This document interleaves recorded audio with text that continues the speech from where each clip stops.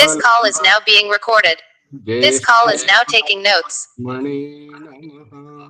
ఓం శాంతి శాంతి ఓం.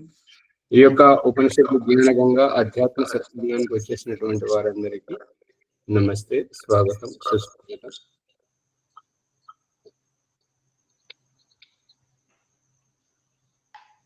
ఏమైనా సందేహాలు ఉంటే అడగండి.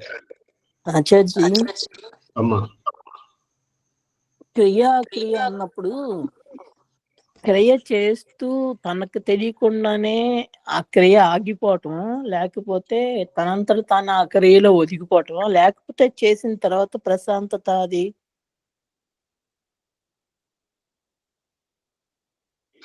అక్రియ అనే దానికి ఇప్పుడు చేసిన తర్వాత ప్రశాంతతకి అక్రియ, లేకపోతే చేస్తూ చేస్తూ తనకు తెలియకుండానే ఆ క్రియలో ఒదిగిపోవటం అక్రియ.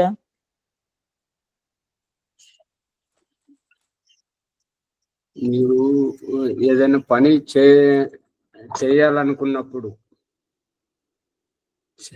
చేయాలనుకునేటువంటి పని, ఆ పనితనం అయిపోయాక ఏం చేస్తారు? భోజనం చేయాలనుకున్నప్పుడు అయిపోయింది, సంతృప్తి పడదాం. అంటే అసంతృప్తి ముందు ఉండేది, ఇప్పుడు సంతృప్తి పడుతుంది. సంతృప్తి. ఇదివరకు క్రియ చేసేవారు భోజనం చేసేటువంటిది ఇప్పుడు చేయట్లేదు. సంధ్య చేసేటప్పుడు, యజ్ఞం చేసేటప్పుడు చేయకపోతే చేయలేదని, చేసేటప్పుడు చేస్తున్నట్టుగా, చేసిన తర్వాత ఏమనిపిస్తుంది? చేసిన తర్వాత అక్రియ, పని లేదు, ఓ పని అయిపోతుంది, పని అయిపోయింది. అయిపోయినాక ఏంటి అంటే అటువంటి పని ఏమీ లేదు, ఉంటే చేసేవారిని. ఉన్న పనిని చేసుకోవడం అక్రియ, చేసిన తర్వాత పని పాట లేకుండా ఉండడం అక్రియ. క్రియ అక్రియ.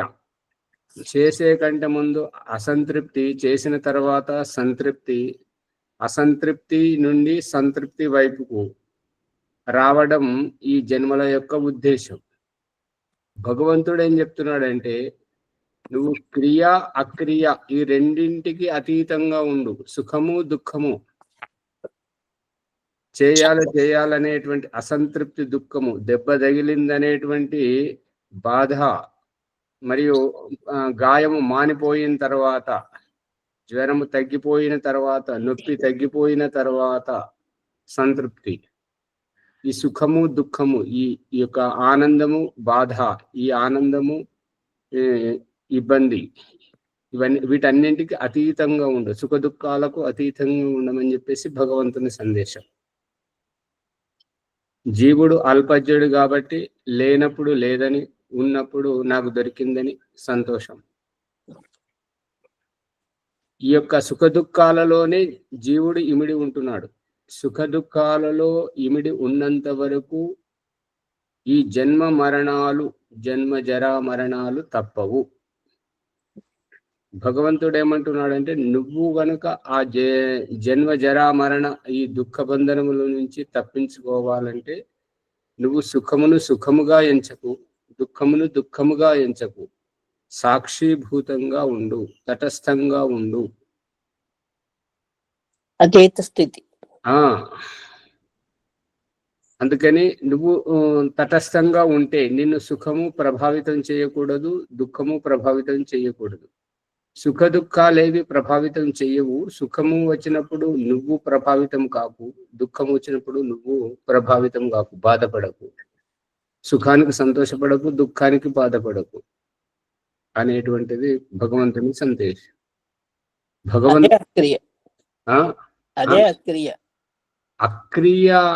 అక్రియ వేరు. అక్రియ ఏంటంటే క్రియ నుంచి అక్రియ వైపుకు రావడం, ఉన్న పనిని పూర్తి చేసుకోవడం అక్రియ. పని అయిపోయింది, అక్రియ. ఇది అక్రియ. భగవంతుడు అక్రియ వైపు కాదు, నువ్వు క్రియ అక్రియ రెండింటికి అతీతంగా ఉండు. ఆకలి దప్పికలకు సుఖ సంతోషాలకు నువ్వు అతీతంగా ఉండు అని చెప్తున్నాడు. ద్వంద్వానికి అతీతంగా ద్వంద్వానికి అతీతంగా ఉండాలి. నువ్వు ఈ ద్వంద్వంలో ఉన్నట్టయితే ఈ జన్మ జరా మరణాలు నీకు తప్పవు, నువ్వు అలాగే ఉండవలసి వస్తుంది. అందుకని ఈ జన్మ జరా మరణాలకు అతీతంగా ఉండాలి. ఎప్పుడైతే నువ్వు అతీతంగా ఉండగలుగుతావో నా దగ్గరికి వచ్చి నా దగ్గర ఉండగలవు. నీ యొక్క స్వర్గంలో ముక్తిలో నువ్వు ఉండగలవు. నీవు ఏదైనా చెయ్యాలి అనేటువంటి ఆతృత ఉన్నట్టయితే నువ్వు ఆ చెయ్యాలనేటువంటి ఆతృతను తీర్చుకొని రా. ఈ 84 లక్షల జీవరాశుల జన్మలలో నువ్వు ఎంతైతే చెయ్యాలనుకుంటున్నావో చెయ్యి, నిరూపించుకో. నీ నుండి కానప్పుడు ఇక ఎంత చేసినా కూడా ఇది తగ్గేది లేదు. కోరికలు అనేటువంటి పుడుతూనే ఉంటాయి. తృష్ణాన జీర్ణ వయమేవ జీర్ణ. తృష్ణలు అనేటువంటి కోరికలు అనేటువంటి తగ్గిపోవు. మనమే ఆయుష్ పూర్తయిపోయి చనిపోవడం జరుగుతుంది, మళ్ళీ పుట్టడం జరుగుతుంది, మళ్ళీ చనిపోవడం జరుగుతుంది, ఈ రకంగా. కాబట్టి ఇక వాటిని మనం తగ్గించుకుంటేనే తగ్గుతుంది, అంతే. అర్థమైంది ఆచార్య.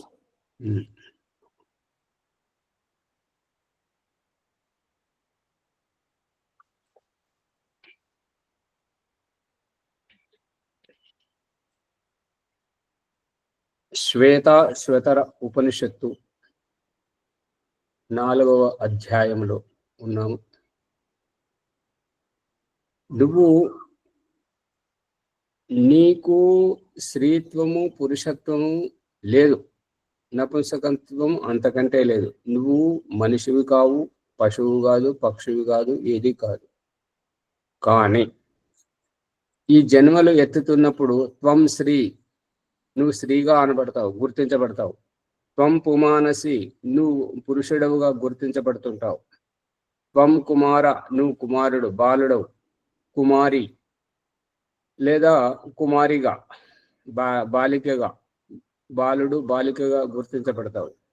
త్వం జీర్ణో దండేన వంచసి, నీవు ముసలితనం అనేటువంటి ఈ యొక్క వెన్నెముక, వంగుడు వెన్నెముక వంచడం ద్వారా నువ్వు ముసలిగా జరాజీర్ణ స్థితిలో గుర్తించబడతావు. త్వం జాతో భవసి, నువ్వు పుడుతున్నావు. విశ్వతోముఖ, పుట్టి నువ్వు మున్ముందుకు పోతున్నావు ఈ విశ్వ ప్రపంచం వైపుకు. ప్రపంచం వైపుకు పోతున్నప్పుడు నా వైపు వీపు పెట్టావు కాబట్టి నేను నీకు కనబడట్లేదు. నీకు ప్రపంచమే కనబడుతుంది, భార్యయే కనబడుతుంది, భర్తయే కనబడుతున్నాడు, పిల్లలు, సంతానము, సంపదయే, సిరి సంపదలే నీకు కనబడుతున్నాయి. కాబట్టి నువ్వు విశ్వ బ్రహ్మాండము వైపు పోతున్నావు, ప్రకృతి వైపు పయనిస్తున్నావు. ఎప్పుడైతే ఆ ప్రకృతి నుంచి తల తిప్పుకొని, అదే తిరుగు ప్రయాణంలో ఎప్పుడైతే అవసరాన్ని బట్టి సమాజంలోకి వెళ్ళడం, దుకాణానికి, మార్కెట్కు వెళ్ళడం, లేదంటే శారీరక ఆవేగాలు, తుమ్ము, దగ్గు, విసర్జన, మలమూత్ర విసర్జన, సంధ్య చేయాలని, యజ్ఞం చేయాలని, భోజనం చేయాలని ఎప్పుడైతే నువ్వు వెళ్ళిపోతుంటావో, అక్కడి ఆ క్రియలు ముగించుకొని మళ్ళీ నా వైపు వస్తుంటావో, నా వైపు వచ్చేటప్పుడు నీకు ప్రపంచము ధ్యాసే ఉండదు. సంపత్తిని సంపత్తిగా గుర్తించవు, బంధుత్వాన్ని బంధుత్వముగా గుర్తించవు. నేనే అమ్మ కావాలి, నాన్న కావాలి, అమ్మ కావాలి, నాన్న కావాలి అనేటువంటి భావంలో ఉంటావు. అందుగురించి ఇదన్నా మమ ఎప్పుడైతే నువ్వు ఇది నాది కాదు అనేటువంటి అన్ని వదులుకొని సర్వసంగ పరిత్యాగివై నా చెంతకు చేరుతావో అప్పుడు నీకు మోక్షం లభిస్తుంది. నీ దగ్గర ఉన్నదంతా మహ్యం దత్వా వ్రజత బ్రహ్మలోకం. నీ దగ్గర ఉన్నదంతా నాకు వదిలేసి నీ దారికి నువ్వు వెళ్ళు, నీవు జీవన్ముక్తికి వెళ్ళు అనేటువంటిది పరమేశ్వరుని సందేశం. ఎప్పుడైతే వస్తువుల మీద, స్త్రీ స్త్రీ సౌందర్యం మీద, పురుషుని పౌరుషత్వం మీద, పిల్లల మీద, సంపత్తి మీద, పదవి మీద, హోదా మీద, వస్త్ర ఆభూషణాల మీద మక్కువ చావనంత వరకు,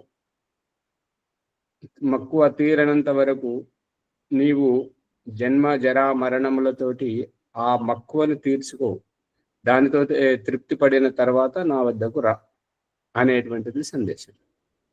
అందు గురించి ఈ అసంతృప్తి దశ నుంచి సంతృప్తి దశకు వెళ్ళేటువంటిది అక్రియ. భగవంతుడు ఏమంటున్నాడంటే ఈ క్రియ అక్రియలకు అతీతంగా ఉన్నప్పుడు నా చెంతకు రమ్మని చెప్తున్నాడు. అంతే సందేశం.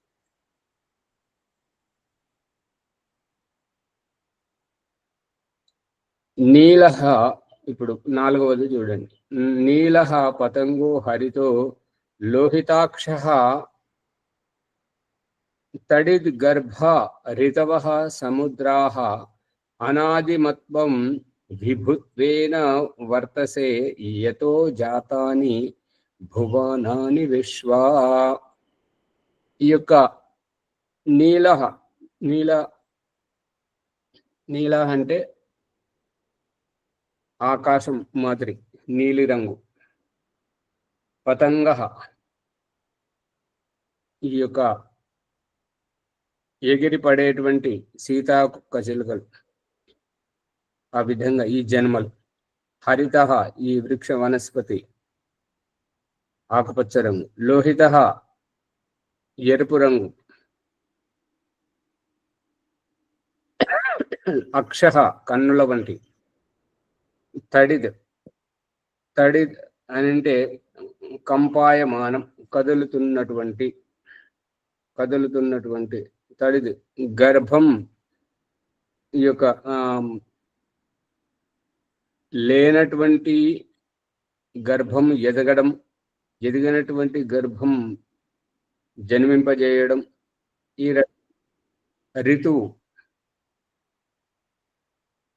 ఋతువులు, సముద్రాలు. అనాదిమత్వం, దేవుడు, జీవుడు, ప్రకృతి, ఈ 3 అనాది తత్వంలో. అనాదిమత్వం విభుత్వేన వర్తసే. విభు అంటే సర్వవ్యాపకుడు, సర్వ సామర్థ్యం.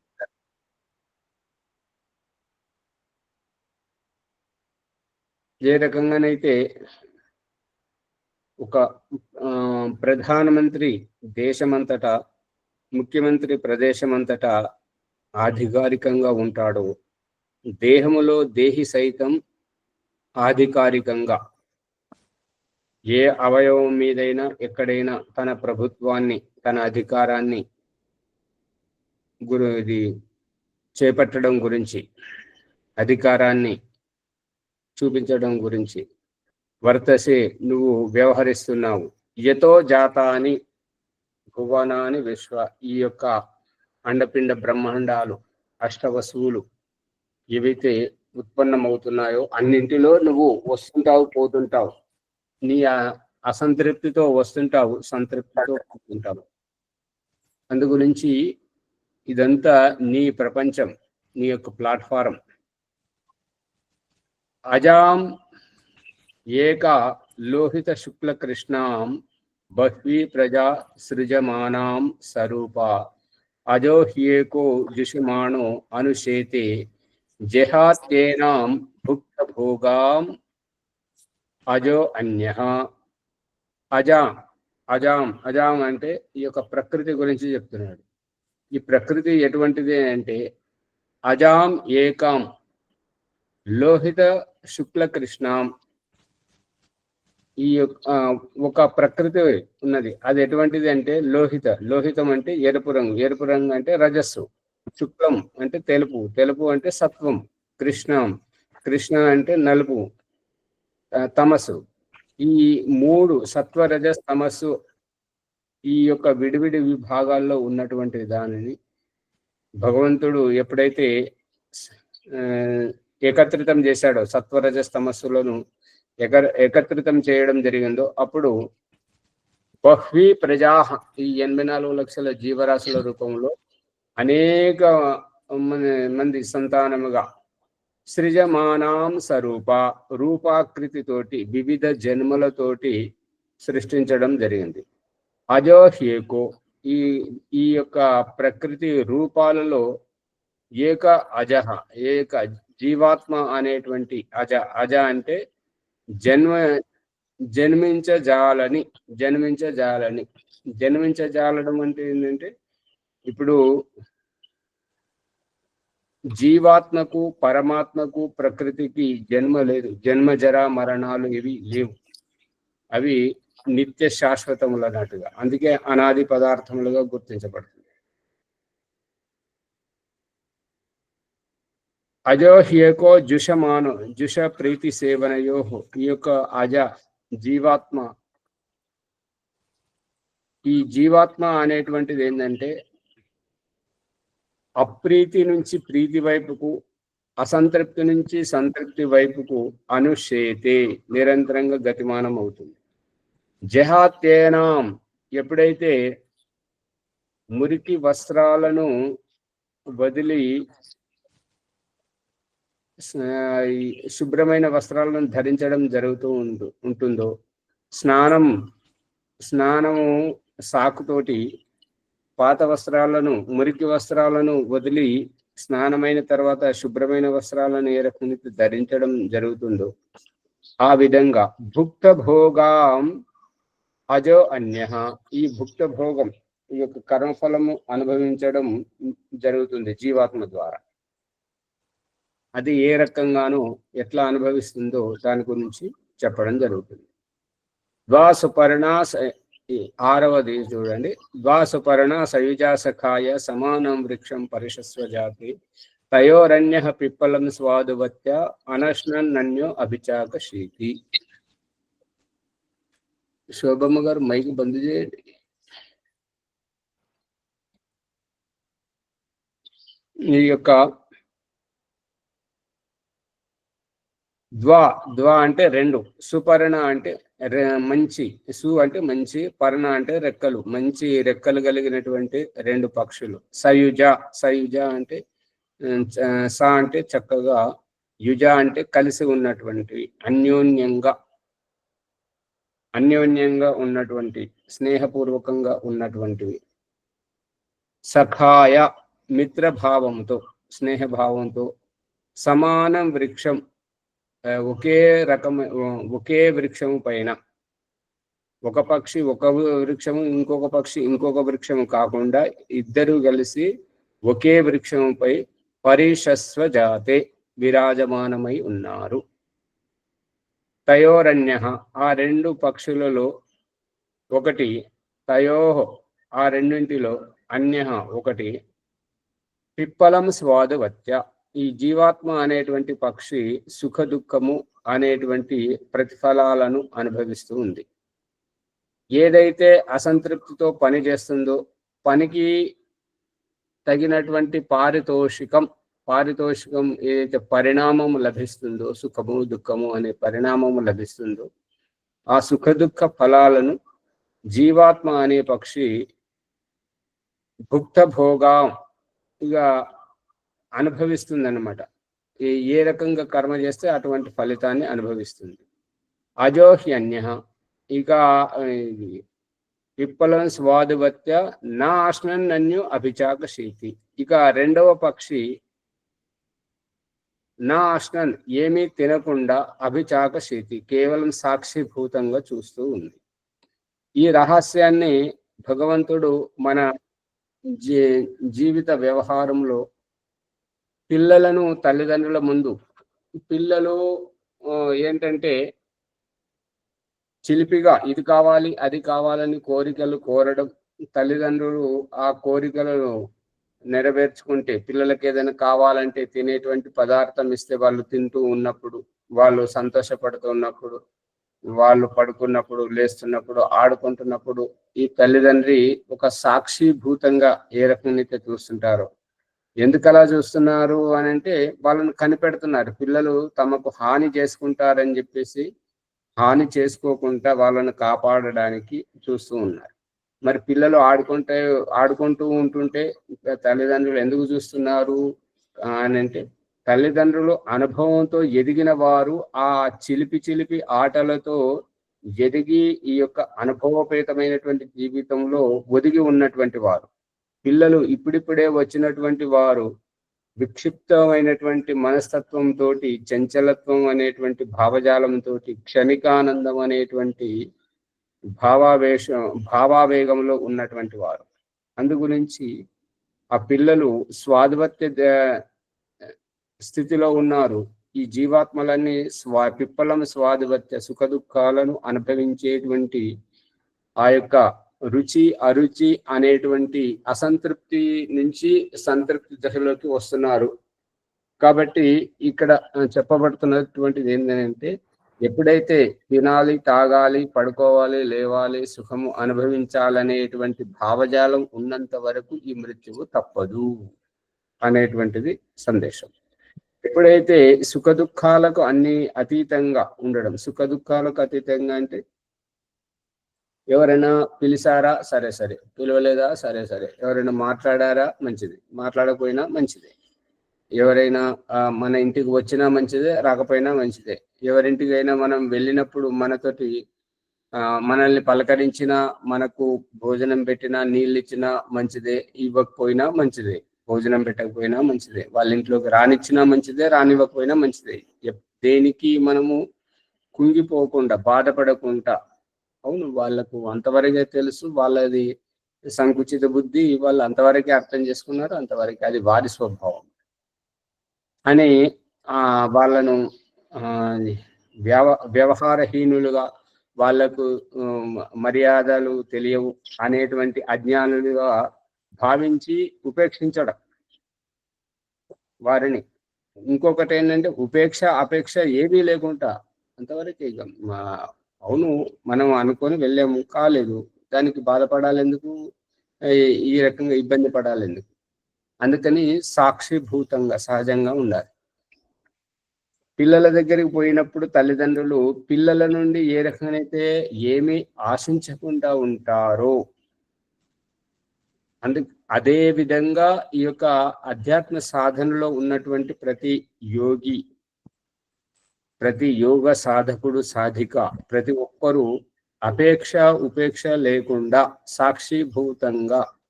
ఇంకా గృహస్థ భగవంతుడు చూపిస్తున్న దృష్టాంతం ఏంటంటే, బ్రహ్మచర్య గృహస్థ వానప్రస్థ సన్యాసంలో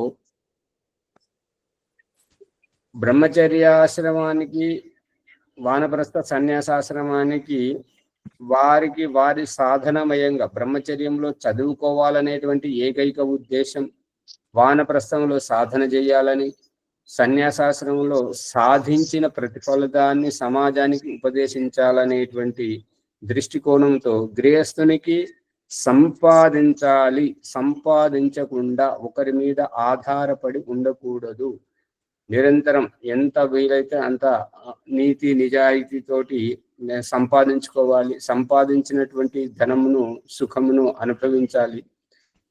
ఆ రకంగా అనుభవిస్తూనే తను సంపాదించినటువంటి సంపాదనలో ఎంతో కొంత ఈ యొక్క ఆధ్యాత్మిక సంస్థలకు దానం చేయాలి. యజ్ఞంలో మూడవది దానం. ఈ యజ్ఞంలో ఉన్నటువంటి దేవ పూజ, సంగతికరణ, దానములో 4వ కోణం ఒకటి ఉన్నది. ఆ 4వ కోణం ఏమిటి? ఎవరు చెప్తారు?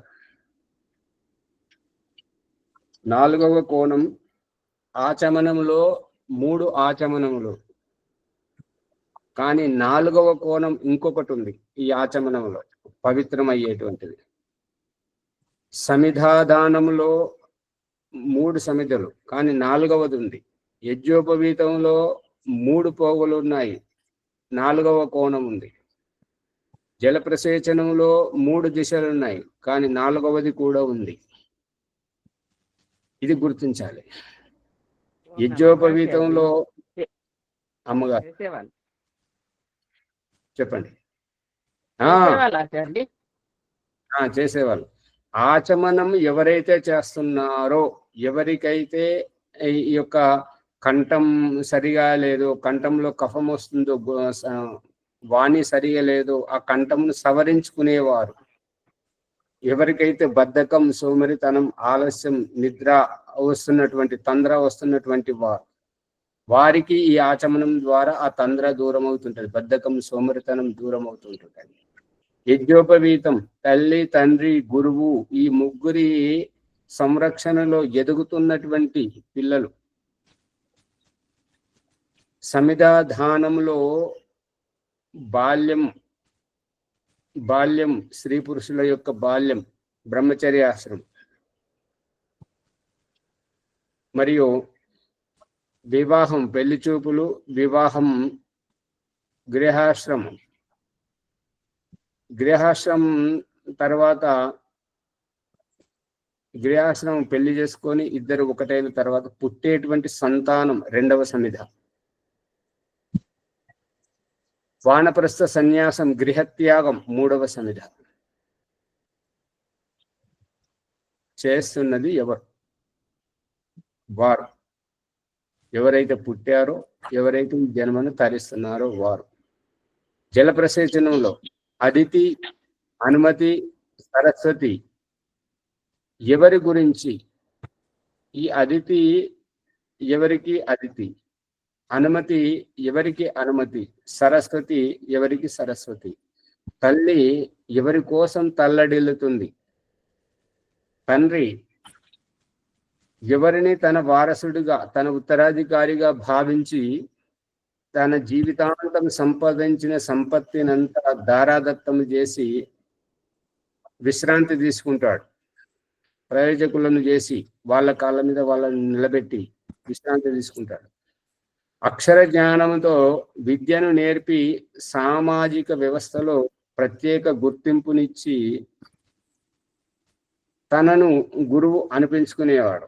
ఒకరు తల్లి అనిపించుకుంటున్నారు, శారీరక జన్మనిచ్చి ఒకరు తల్లి అనిపించుకుంటున్నారు. పెంచి పోషించి ప్రయోజకులను చేసి తన సంపత్తినంతా దారాదత్తం చేసి తండ్రి అనిపించుకుంటున్నారు. అక్షర జ్ఞానం నేర్పించి గురువు అనిపించుకుంటున్నటువంటి వారు.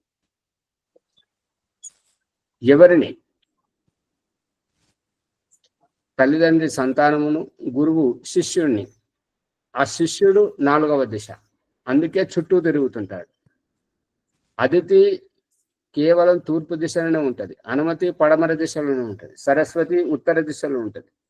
కానీ ఈ తల్లిదండ్రి గురువు ద్వారా నిలదొక్కున్నటువంటి వ్యక్తి, అతను దేవ సవితతోటి తల్లి దగ్గరికి, తండ్రి దగ్గరికి, గురువు దగ్గరికి, ముగ్గురు దగ్గరికి ఈ యజ్ఞకుండం చుట్టూ పరిక్రమ చేస్తుంటాడు. నాలుగవ వాడు. వెలుగుతుందా? అర్థమవుతుంది. అందుకని మనము ఈ యొక్క జీవితాన్ని తరించాలి అంటే సాక్షిభూత స్థితిలో ఉండాలి. క్రియ అక్రియ, విజయదుర్గమ్మ గారి క్రియ అక్రియకు అతీతంగా ఉండాలి. సుఖ దుఃఖాలకు అతీతంగా ఉండాలి. సుఖం వచ్చినా ప్రభావితం కాకూడదు, దుఃఖం వచ్చినా ప్రభావితం కాకూడదు. సుఖ దుఃఖాలకు ప్రభావితం అయితే మనం ఈ జన్మ జరా మరణ దుఃఖాలలోనే ఇమిడి ఉన్నట్టుగా అవుతుంది. రెండింటినీ సమభావనంగా తీసుకుని సుఖం వచ్చినా అలాగే ఉండాలి, దుఃఖం వచ్చినా అలాగే ఉండాలి. ఇంట్లో ఊరంతా పందిరేసి ఇంటి నిండా చుట్టాలతోటి కలకలలాడుతున్నా అలాగే ఉండాలి. ఇంట్లో కొట్లాడుకొని ఒకరికొకరు కొట్టుకు చచ్చిపోయినా, ఇది భూకంపం వచ్చి ఇల్లు కూలిపోయినా కూడా, లేదా దుర్ఘటనలతో క్షతవిక్షతమైనా కూడా అదే విధంగా ఉండగలగాలి. దుఃఖానికి విచలితం కాకూడదు, సుఖానికి ఉప్పొంగిపోకూడదు. తటస్థంగా, సాక్షిభూతంగా, నిర్మలంగా ఉండాలి. ఈ వరదల ద్వారా చూపిస్తున్నటువంటి దృష్టాంతం ఏంటంటే, మురుకులు భూమినంతా శుద్ధి చేసుకొని కుళ్ళులుగా వచ్చినటువంటి మురికిగా వచ్చినటువంటి నీరు నిలబడ్డప్పుడు మురికి కిందకి కూర్చుంటుంది, అది నీరు పైన స్వచ్ఛంగా కనిపిస్తుంటది. అటువంటి స్వచ్ఛమైనటువంటి పవిత్రమైనటువంటి భావజాలంతో ఉండాలి. అప్పుడే ఈ యొక్క జీవనముక్తి ఆనందాన్ని, బ్రహ్మానందాన్ని, పరమానందాన్ని పొందగలుగుతాం.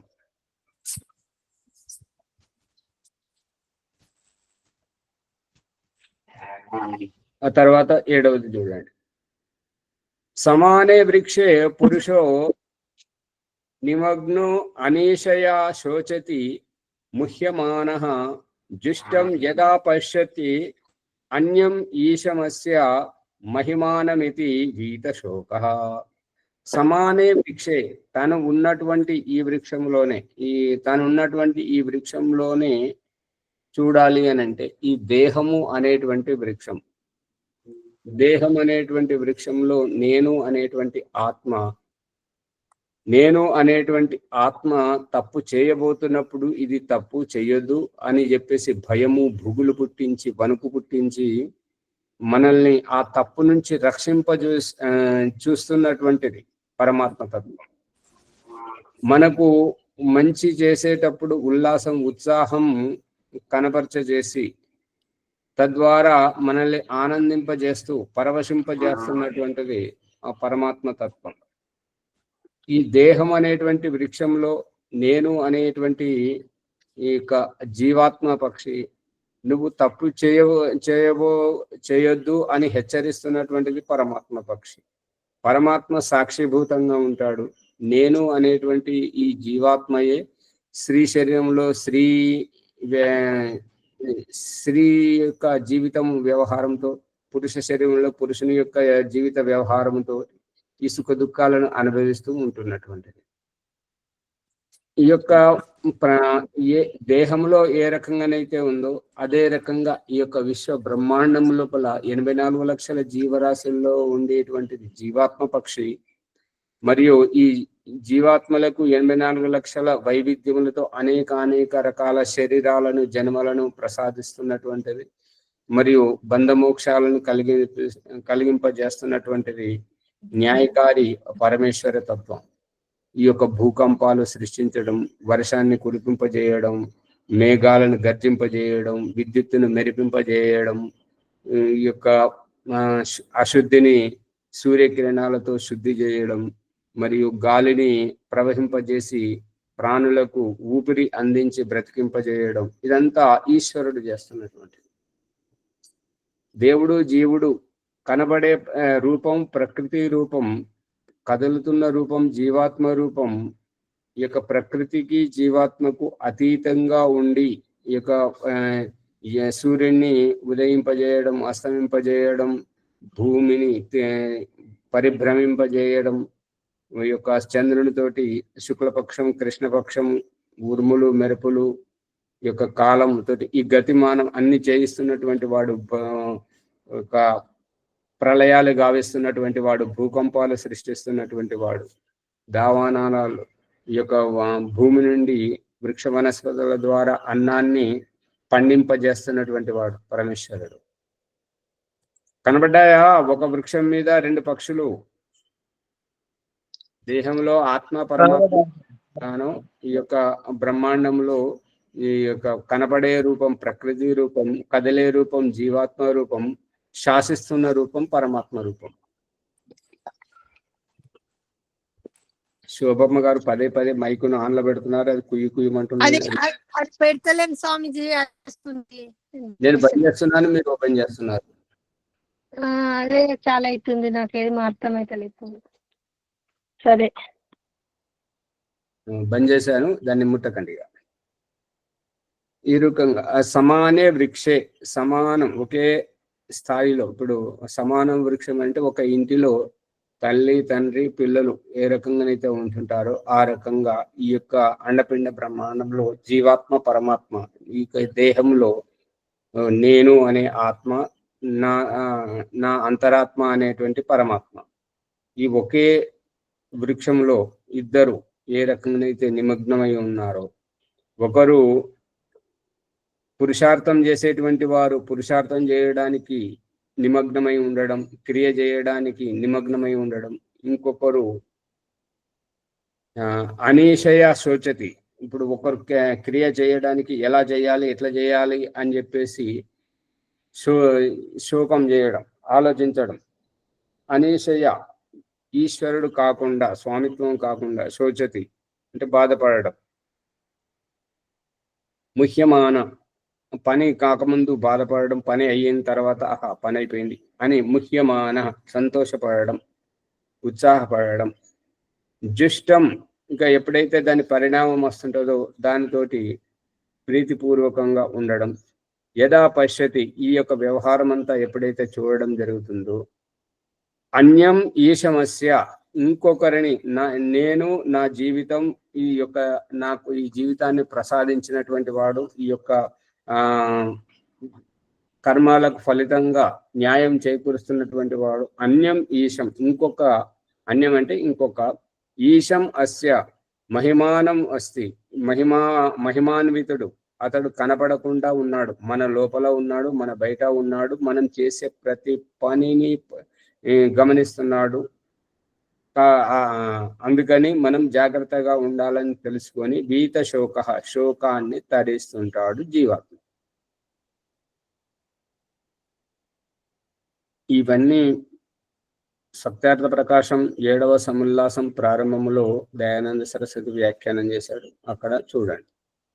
రిచో అక్షరే పరమే వ్యోమన్ యస్మిన్ దేవ అధి విశ్వే నిషేధు యస్తన్న వేద కిం రిచా కరిష్యతి యా యిత్ తద్ విదుః తా ఇమే సమాసతే.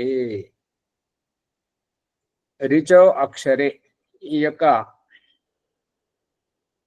రిచ అంటే ఎప్పటికీ శాశ్వతంగా నాశనం లేనటువంటి ఉండేటువంటి ఈ యొక్క జీవాత్మ పరమాత్మ భావం.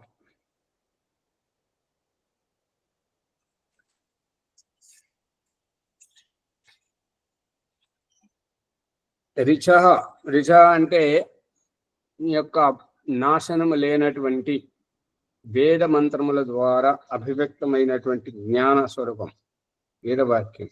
అక్షరే, అక్షరం అంటే క్షరము కానటువంటి, నాశనము లేనటువంటి. రిచ అంటే ఎప్పటికీ విద్యమానమై ఉండేటువంటి. అక్షర అంటే క్షరము కానటువంటి, క్షరమయ్యేటువంటిది నాశనం. అక్షరము అని అంటే నవిద్యతే క్షరం యస్య, ఏ దేనికైతే నాశనము లేదో అది అక్షరం. అక్షరం అంటే శాశ్వతంగా ఉండడం. పరమే వ్యోమన్, పరమే వ్యోమన్, పరమ అంటే అత్యంత ఉత్కృష్టమైనటువంటి, అతి శ్రేష్టమైనటువంటి. ఆకాశవద్ వ్యాపకం, ఆకాశము వలె అంతటా వ్యాపకమై ఉన్నటువంటి. మరియు పరమ రక్షకుడు ఓం అనేటువంటి బ్రహ్మ పరమాత్మ.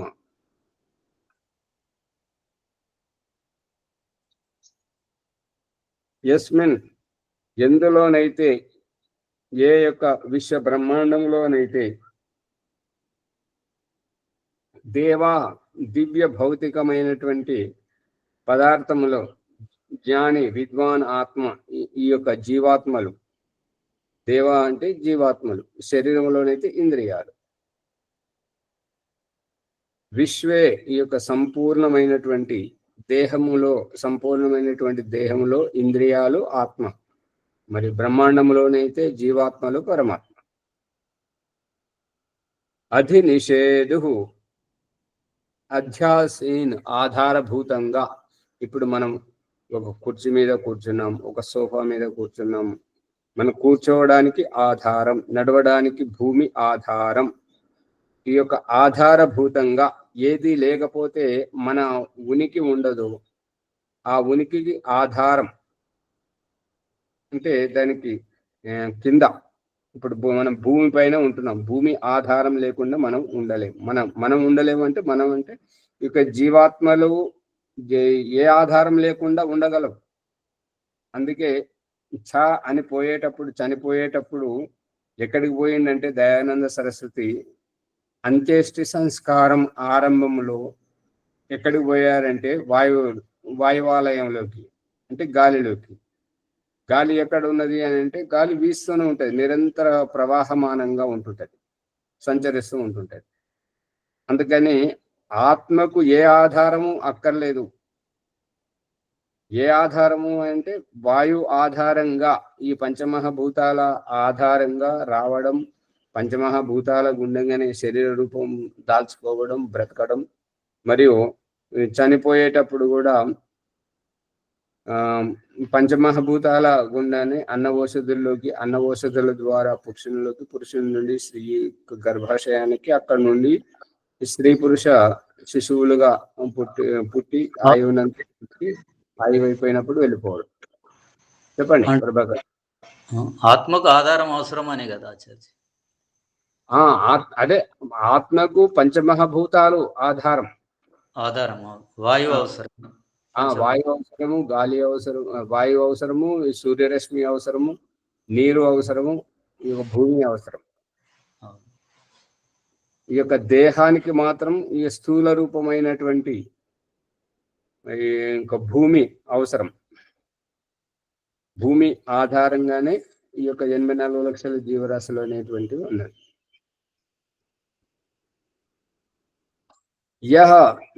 దేనినైతే తమ్ ఆ యొక్క ఆధారభూతమైనటువంటి ఈ యొక్క భూమి ఎక్కడా ఉన్నది అని అంటే, ఇప్పుడు ఒక మనోరంజకంగా చెప్తుంటారు ఏంటంటే, భూమి నీళ్ళలో మునిగి ఉంది అనేటువంటిది ఒక సందేశం.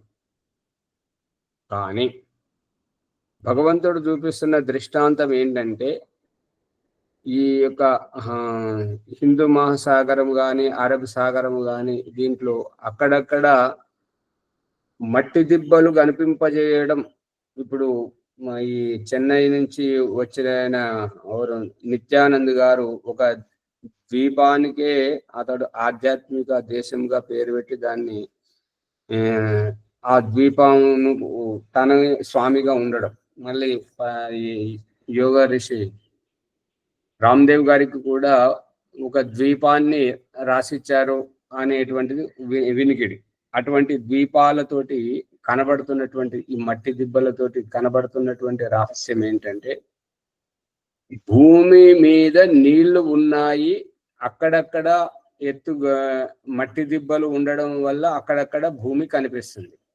కానీ తెలియని వారు ఏమంటుంటారు అని అంటే, ఈ భూమి నీటిలో మునిగిపోయింది, వారికి ఇలా నీటిలో భూమి మునిగిపోయి ఉన్నది, అక్కడక్కడ తేలుతున్నది అనేటువంటి వారితో ప్రశ్నించాల్సింది ఏంటంటే, మరి ఆ నీళ్ళు ఎక్కడ ఉన్నాయి, నీళ్లు ఎక్కడ ఉన్నాయి అనేది ప్రశ్న. ఇప్పుడు మనము నీళ్లు పడబోస్తే కింద పారబోసామనుకోండి, పారబోస్తే ఏంటంటే ఎక్కడ గుంటలు గుంటలుగా ఉంటుందేమో అక్కడ నీళ్లు నిండి ఉంటాయి, ఎక్కడైతే ఎత్తుగా ఉంటుంటుందో అక్కడ అది భూమి పాలిష్ బండలు కనపడుతుంటాయి. ఇక భూమి మీద మట్టిలో పోస్తుంటే ఏంటంటే ఎక్కడైతే గుంట ఉంటుంటుందో ఆ గుంటలో నిలబడుతుంటాయి, గుంటలోని లేని చోట ఆ మట్టి కనబడుతుంటది.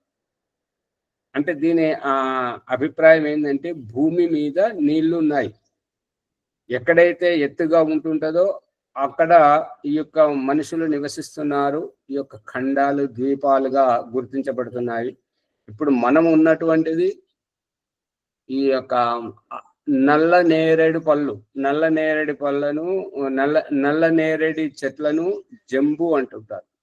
అందుకే సంకల్పంలో మనం చదువుతున్నటువంటి ఏంటంటే, జంబూ ద్వీపే, మనం ఉన్నటువంటి ఈ ద్వీపములో నల్ల నేరేడి పండ్లు ఎక్కువగా ఉంటాయి. నల్ల నేరేడి అంటారా, అల్ల నేరేడి అంటారా? నేరేడు అంటారు, నల్ల నేరేడు అంటారు ఆచార్య. మొత్తం అల్ల నేరేడు అనేటువంటిది అశుద్ధం. ఎందుకంటే భగవంతుడు ఆ నేరేడు పళ్ళను నల్లగా పుట్టిస్తున్నాడు. నల్ల నేరేడి అనేటువంటిది శుద్ధమైనట్టుగా అనిపిస్తుంది. ఆ పదం ఎట్లా వచ్చిందో ఆచార్య? ఈ 2-3 రోజుల్లో ఇక్కడికి ఒక వ్యక్తి వచ్చేవాడు. దేని గురించి వచ్చారు అంటే, నల్ల నేరేడు పళ్ళ గురించి. అంటే అప్పుడు అర్థమైంది, ఓహో, ఈ అల్ల నేరేడి అనేటువంటిది అశుద్ధం, నల్లగా ఉంటాయి కాబట్టి నల్ల నేరేడి అనడం బుద్ధిపూర్వకం అనేది ఎప్పుడు అనిపించింది.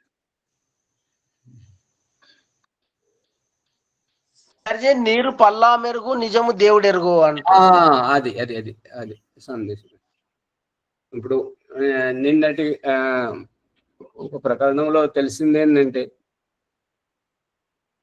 సమయం అయిపోతుంది కాబట్టి నిన్న తెలిసినటువంటి విషయం ఏంటంటే, ఇంట్లో ఉండేటువంటి ఇంటి పెద్ద నాన్నగారు ఏ రకంగానైతే భోజనం చేస్తారో అదే భోజనం మనం చేయాలా, లేదంటే మనం వేరే, నాన్నగారికి వేరేనా? అందరూ ఒకటే చేయాలి, అందరూ ఒకే రకంగా ఉండాలి. అయితే ఈ రహస్యం నిన్న బయటపడింది. ఓం ప్రకాష్ యజ్ఞం చేపిస్తుంటే యజ్ఞంలో వేసేటువంటి నెయ్యి సామాగ్రి సమిధల రూపం భస్మమై చిటికెడు భస్మముగా ఏ రకంగా కనిపిస్తుందో, ఆయా సమిధలు గాని నెయ్యి గాని సామాగ్రి ఔషధ దినుసుల యొక్క సుగంధ ద్రవ్యము ఆ గుణధర్మాలు మాత్రం వాయువులో కలిసిపోతున్నాయి. ఇది అగ్నిహోత్రం. అయితే మనం తినేటువంటి ఆహారం కూడా ఏదైతే అన్నపానీయాలుగా మనం సేవిస్తున్నామో ఆ కనబడే అన్నపానీయాల రూపములను ఒలవడానికి మనము వేరుశనక్కాయలు, పల్లీలు, బఠానీలు తినేటప్పుడు చేతులతో ఒలుస్తుంటాం. అదే రూపకంగా మనం తినేటువంటి అన్నమును, వరి, గోధుమ, అరటి, మామిడి ఈ యొక్క పండ్లను, ఆహార అన్నపానీయాలను దవడల చేత నమిలించి ఒలిపిస్తున్నాడు. లోపటికి జీర్ణాశయంలోకి వెళ్ళిన తర్వాత ఆ యొక్క అన్న రూపాన్ని, కనబడే రూపాన్ని మలమూత్రంగా విసర్జింపజేస్తున్నాడు. కనబడని అన్నరసాన్ని వంట పట్టింపజేస్తున్నాడు. అగ్నిహోత్రంలో ఓం స్వాహాని వేసినటువంటి నెయ్యి సామాగ్రి రూపాన్ని అక్కడ భస్మము చేస్తున్నాడు. కనబడే రూపాన్ని భస్మము చేస్తున్నాడు. కనబడని పదార్థ గుణాన్ని సువాసనగా మనకు వాయుశుద్ధితోటి శ్వాస రూపంలో మనకు ఆరోగ్యకరంగా ప్రాణి మాత్రలకు అందరికీ అందింపజేస్తున్నాడు. వర్ష జలాన్ని శుద్ధి చేయడం, ప్రాణి మాత్రలకు శ్వాస అందించడం, ఆ యొక్క పదార్థ గుణం అగ్నిహోత్రంలో ఏ రకంగా అయితే వర్తిస్తుందో, మనం తిన్నటువంటి అన్న రూపం దేహం చేత ఒలిపింపజేసి కనబడని అన్న రసాన్ని మన వంట పట్టింపజేయడం. కనబడుతుందా లేదా? మళ్ళీ అన్నరసం చేత ఏర్పడ్డటువంటి ఈ దేహాన్ని ఆయుష్, ఈ యొక్క అన్నరసం, అన్నము పండేటువంటిది కాలంతోటే. ఆ అన్నరసం ఈ వంట పట్టినప్పుడు ఒళ్ళు పెరిగేటువంటిది, శరీరం పెరిగేటువంటిది కూడా కాలంతోటే. కాలానికి అనుగుణంగా ఉంటుంటది. కాబట్టి దేహానికి ఆయుష్ పూర్తయిన తర్వాత చనిపోవడం, గమ్యం చేరిన తర్వాత వాహనం నుంచి యాత్రికుడు దిగిపోయినట్లుగా ఈ దేహం నుంచి దేహి బయటకు వెళ్ళిపోవడం.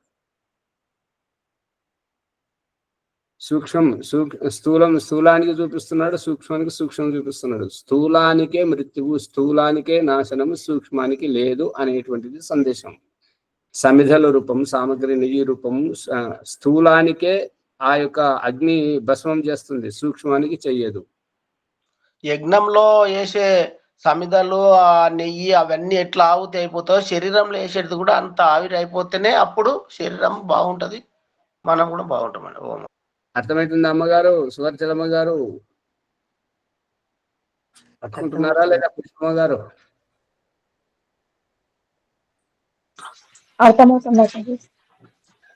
అందుకని భగవంతుడు ఎట్లయితే స్వీకరిస్తున్నాడో అదే రకంగా జీవాత్ముడు స్వీకరిస్తున్నాడు వైదికంలో. ఇక అవైదికం అంతా ఇంకా వాళ్ళ విద్యతకే వదిలేయాలి, మనం వారితో పెట్టుకోవద్దు, అది మన విషయం కాదు.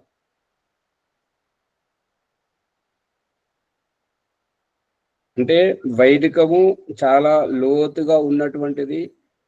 మనకు కనబడేది చాలా తక్కువ, కనబడంది చాలా ఎక్కువ. అందుకే వరలక్ష్మి అమ్మగారిని తొందరపడద్దు. మనం ఎదిగిన కొద్దీ ఒదిగి ఉండాలి. మన వ్యవహారంతోటి ఎదుటివారు మనము ఎవరమో గుర్తించాలి, కానీ ఇదిగో నేనని మన డప్పు మనం కొట్టుకోకూడదు. ఇది సందేశం. ప్రభాకర్ గారు పట్టుబడుతుందా? గాయత్రి అమ్మ గారు పట్టుకుంటున్నారా రహస్యాన్ని? ఎంత మనం చూస్తే అంత గొప్పగా ఎదుగుతాం. ఇంకా మన డప్పు మనం కొట్టుకుంటే ఏంటంటే ఒక మనోరంజనం ఏంటంటే ఒక పిచ్చాసుపత్రికి జవహర్ లాల్ నెహ్రూ గారు వెళ్ళారు. వెళ్ళి ఆ రోజు ఏంటంటే వాళ్ళు మంచిగా అయినటువంటి వారిని హాస్పిటల్ నుంచి ఇంటికి పంపిస్తున్నారు, డిశ్చార్జ్ చేస్తున్నారు అన్నట్టుగా. అయితే వారితోటి మాట్లాడుతుంటే ఒకరికొకరు పరిచయం చేసుకుంటున్నమాట. ఎవరికైతే పిచ్చి బాగా నయమైందో వారి దగ్గరికి జవహర్ లాల్ నెహ్రూ గారు వెళ్ళి పరిచయం అడుగుతున్నారు. ఎవరు అంటే నేను ఫలానా ఫలానా అని చెప్పేసి ఆ యొక్క హాస్పిటల్లో ఉండేటువంటి రోగం నయమైనటువంటి వ్యక్తి తన గురించి చెప్పాడు. మరి మీరెవరండి అని అంటే అతను అన్నాడు, నేను జవహర్ లాల్ నెహ్రూను అన్నాడు. అప్పుడు ఆ వ్యక్తి ఏమన్నాడంటే, ఏం ఇబ్బంది పడకండి, మీది కూడా నయమవుతుంది, నేను కూడా వచ్చినప్పుడు అలాగనే అన్నాను, నా పేరు జవహర్ లాల్ నెహ్రూ అని అన్నాను.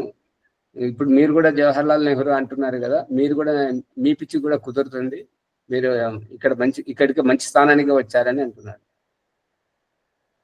వెలిగిందా? వచ్చే పిచ్చి బాలు వేస్తారు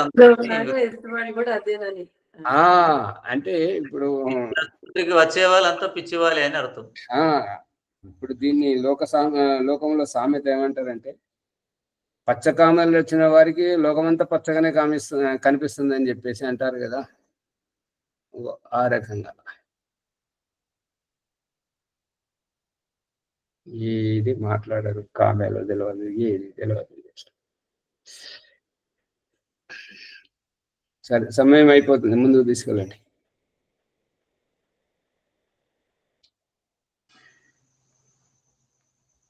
ఓం సర్వేభ్య నమస్తే. ఈరోజు తరగతిలో ఈ ఆత్మ పరమాత్మ విషయాలు అనేకం నేర్చుకున్నాం. ఈ దేహం అనే వృక్షంలో 2 పక్షులు, ఒకటి ఆత్మ పరమాత్మగా పోలుస్తూ ఆచార్య గారు ఎన్నో ఉదాహరణలతో మనకు అవగాహన గావించారు. 2 పక్షుల్లో ఒకటి కర్మ చేస్తుంది, ఫలాలను తింటుంది, మరొక పక్షి సాక్షిభూతంగా చూస్తుంది అని. అదేవిధంగా బ్రహ్మాండంలో కూడా పరమాత్మ జీవాత్మలు ఉన్నాయని తెలుసుకున్నాం. మనల్ని నిరంతరంగా గమనించేవాడు ఒకడున్నాడు, అందుకే మనమంతా నిరంతరం జాగ్రత్తగా ఉండాలని విషయాన్ని కూడా తెలుసుకున్నాం. తర్వాత యజ్ఞోపవీతం గురించి, యజ్ఞోపవీతంలో 4వది ఎవరనే విషయాన్ని, సమిధాదానంలో 4వ సమిధ ఎవరు అనే విషయాలను గురించి, తర్వాత యజ్ఞంలో 4వది, ఈ విధంగా అత్యంత నిగూఢమైన విషయాలను తెలుసుకున్నాం. అదేవిధంగా యజ్ఞోపవీతంలో కూడా 4వది. ఈ విధంగా అక్షరం క్షరం అనే పదాలకు అర్థాలను కూడా తెలుసుకున్నాం. ఇలాంటి ఇంకా ఎన్నో విషయాలు మనం ఈ తరగతిలో నడిచే ఎపిసోడ్ నుంచి గ్రహించగలిగాం. కాబట్టి ఈ విషయాలన్నీ అందరికీ తెలియజేయడానికై మనము ఈ ఎపిసోడ్ను లైక్ చేద్దాం, షేర్ చేద్దాం, సబ్స్క్రైబ్ చేసి గంట సింబల్ నొక్కి అందరికీ పంచుదాం. ఈరోజు వైదిక సంధ్య.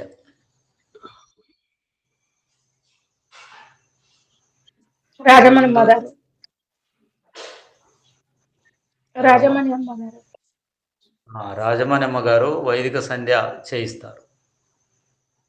వెళ్ళిపోయినట్టున్నారు. వారు లేనిచో ఎవరైనా ఇంకా వేరే వాళ్ళు చేయించాలి. చేయిస్తాను స్వామి. బాలరాజు గారు వైదిక సంధ్య చేయిస్తున్నారు.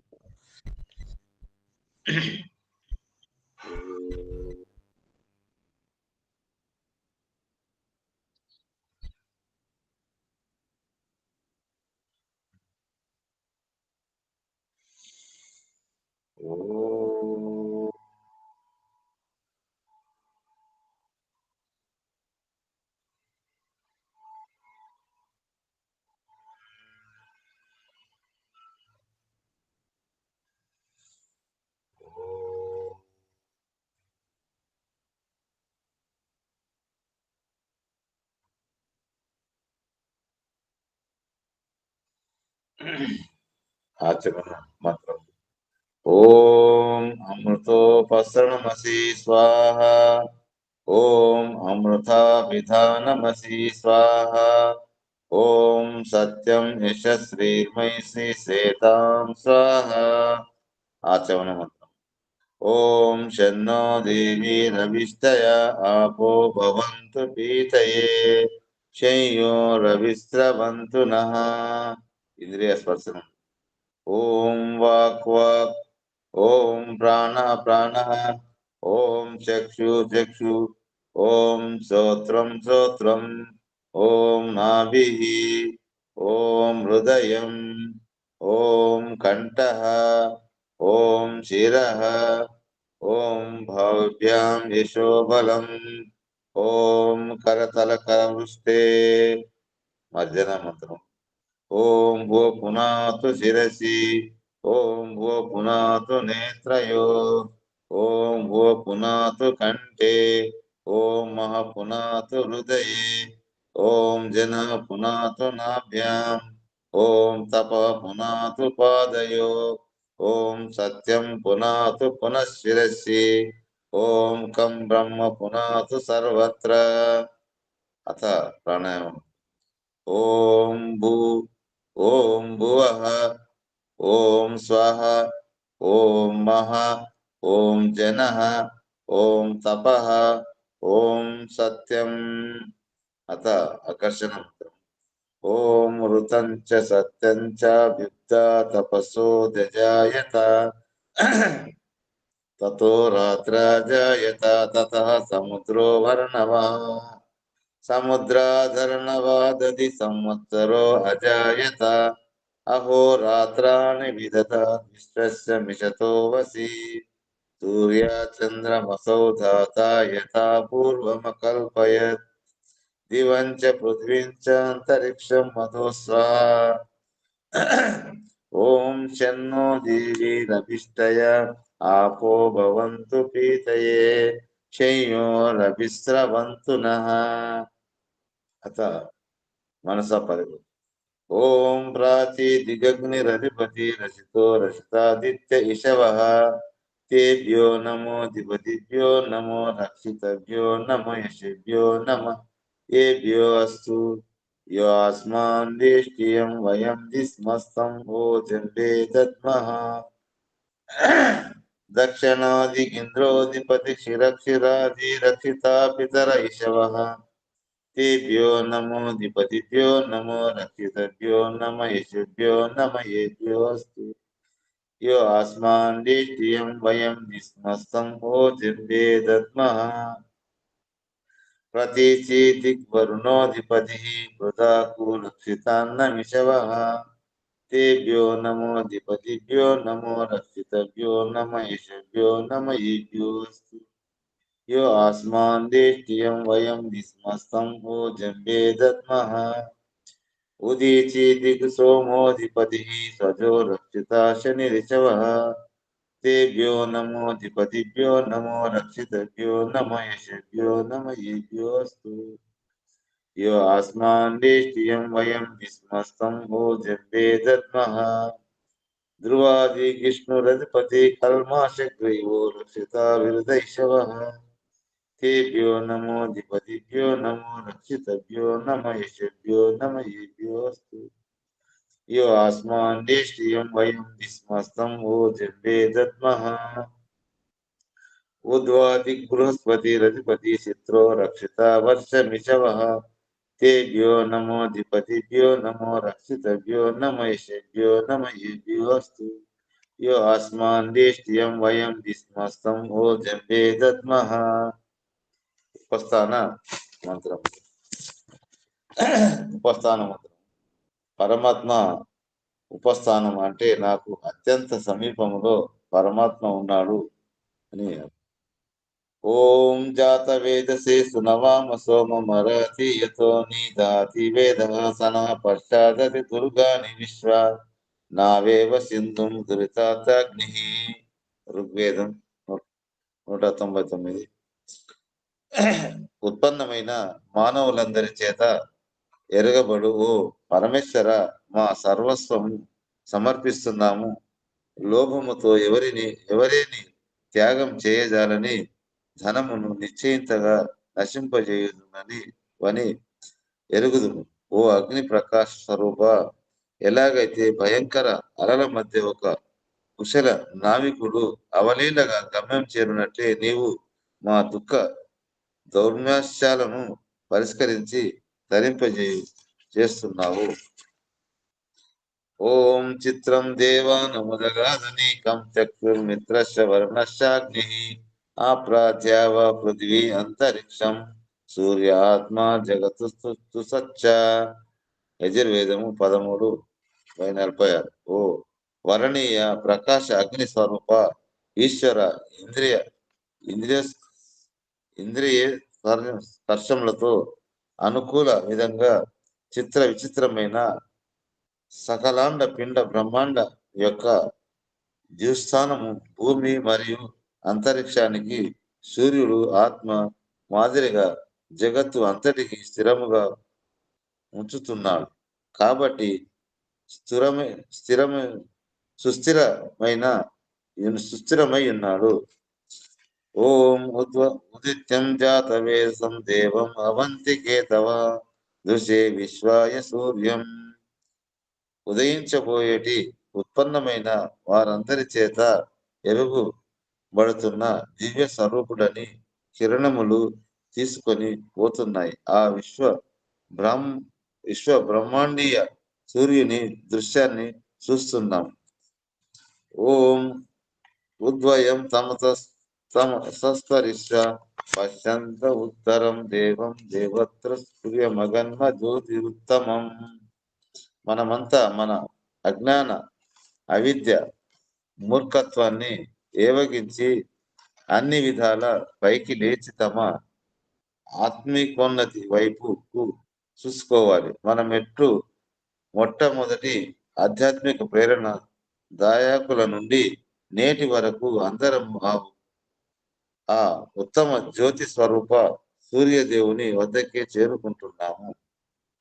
ఈ దినమంతా వ్యవహారికంగా మనము స్ఫూర్తితో ఎంత చేసినా ఎక్కడో తప్పిదం జరుగుతుంది. అందుకే చేరుకోవాల్సిన చోటికి చేరుకోలేక పోయాం. కాబట్టి సంధ్యోపాసన ముగించుకొని తిరిగి రావడం గమనార్హం. అందుకే ఈ అసఫల ప్రాయశ్చిత్త మంత్రం ప్రకారము తక్షతుర్దేవైతం పురసా శుక్రముచ్చరత్ పశ్యేమ శరదాశతం జీవేమ శరదాశతం తృణయామ శరదాశతం ప్రభ్రామ శరదాశతం అదినామ శరదాశతం భూయచ్చ శరదాశతం. ఇక తప్పు చేయను ఇంకొక ఇవ్వమని ప్రార్థేయ అతడు చక్షువు మాదిరిగా జీవాత్మకు హితము చేయుటకు మున్ముందు సంచరిస్తున్నాడు. అందుకే 100 శరతృతులు చూడగలుగుతున్నాము, 100 శరతృతులు జీవించగలుగుతున్నాము, 100 శరతృతులు వినగలుగుతున్నాము, 100 శరతృతులు మాట్లాడగలుగుతున్నాము, 100 శరతృతులు పూర్ణ స్వేచ్ఛ స్వాతంత్రంతో ఉంటున్నాము, 100 శరతృతుల కంటే కూడా మిక్కిలి ఉండగలుగుతున్నాము. ఈ విధముగా భగవంతుని అస్తిత్వమును ఆవాహనం వలన ఆధ్యాత్మిక నిష్కర్షణమే నిర్మల శాంత స్వభావం. ఓం భూర్భువస్వః తత్సవితుర్వరేణ్యం. ఆచమన మంత్రం చెప్పలేదన్న. ఆచమన మంత్రం. ఓం శన్నో ఆచమన.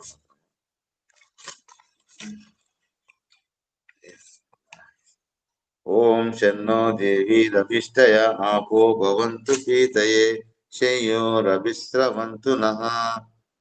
ఓం భూర్భువస్వః తత్సవితుర్వరేణ్యం భర్గో దేవస్య ధీమహి ధియో యో న ప్రచోదయాత్.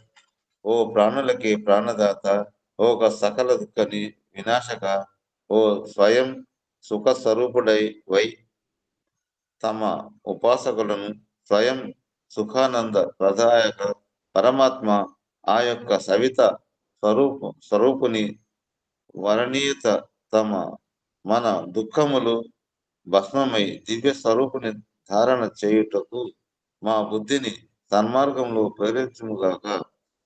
ఓ పరమ దయాన్ని దేవ, మా యొక్క ధర్మార్థ కామ మోక్షంలో సిద్ధి వెంటనే ప్రార్థించుగాక. ఓం నమ శంభవాయ చ. ఓం నమ శంభవాయ చ మయో భవ. నమ శంకరాయ చ. నమ శివాయ చ శివతరాయ చ. ఓం శన్నో దేవి రభిష్టయ ఆపో భవంతు పీతయే శయోరభిస్రవంతు నః.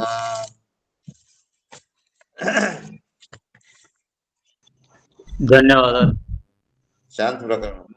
ఓం పృథివీ శాంతి, అంతరిక్షం శాంతి, ధ్యో శాంతి, రాపో శాంతి, ఔషధే శాంతి, వనస్పతే శాంతి, విశ్వే దేవ శాంతి, సర్వే మే దేవ శాంతి, శాంతి శాంతి శాంతిభిః. బాలరాజు గారికి ధన్యవాదాలు. వేసుకున్నందుకు లైక్ చేసి షేర్ చేయండి, సబ్స్క్రైబ్ చేయండి. ఏంటి బాలాజీ